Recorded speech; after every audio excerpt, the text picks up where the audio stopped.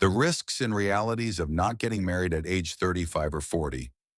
In many cultures, marriage is often viewed as a key milestone in adulthood, a sign of stability, maturity, and social fulfillment. However, as societies evolve, more women are choosing to delay marriage or remain single beyond what was traditionally considered the ideal age. While being unmarried at 35 or 40 is not a problem in itself, it does come with certain social, emotional, biological, and financial realities that a woman should be aware of. Understanding these factors can help women make informed life choices, whether or not marriage is part of their plans. 1. Social and cultural pressures. One of the most immediate risks is not biological, but societal. In many communities, especially in Africa and parts of Asia, a woman who is unmarried by her mid-30s may face stigma and gossip, with family members, friends, and neighbors questioning her choices, sometimes labeling her as too picky, difficult, or unlucky. Family pressure from parents worried about lineage, grandchildren, or the opinion of the community can lead to emotional tension at home. Furthermore, isolation in social settings can occur, as weddings, family gatherings, and cultural events can sometimes feel uncomfortable when most peers are married. While these pressures can be painful, it is essential to remember that these are societal constructs, not reflections of a woman's worth. 2. Biological considerations. From a medical perspective, age can influence certain reproductive factors. A woman's fertility typically starts to decline significantly after age 35.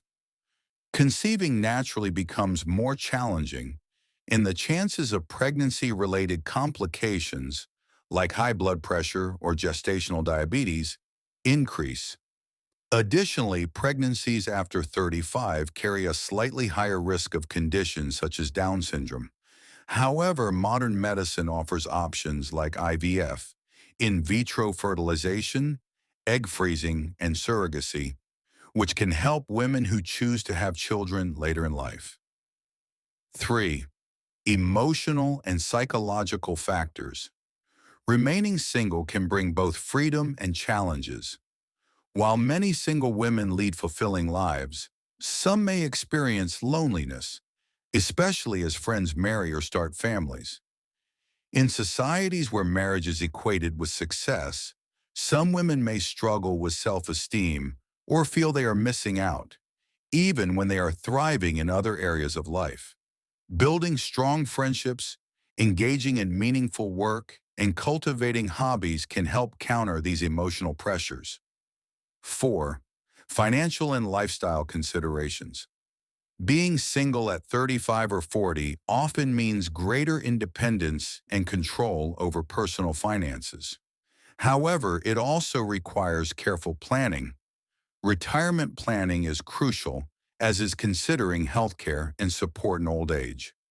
Married couples often rely on each other for care, so single women may need to build strong support networks or invest in long-term care plans. On the positive side, single women can pursue careers, travel, and invest without having to compromise on family obligations. 5. Opportunities and advantages. Despite the perceived risks, many women thrive when unmarried at 35 or 40. They enjoy personal freedom, the ability to make decisions without needing a partner's approval. They can focus on career growth, self-discovery, and understanding personal desires and goals before committing to a lifelong partner. Many women today are proving that happiness and fulfillment are not limited to marriage. Conclusion. Not being married by 35 or 40 is not a failure, nor is it a risk in the sense of danger. The real challenge lies in navigating societal expectations, understanding biological realities, and planning for emotional and financial well-being.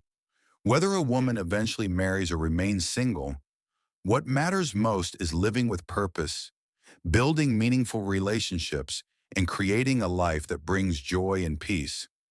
Marriage is a choice, not a deadline.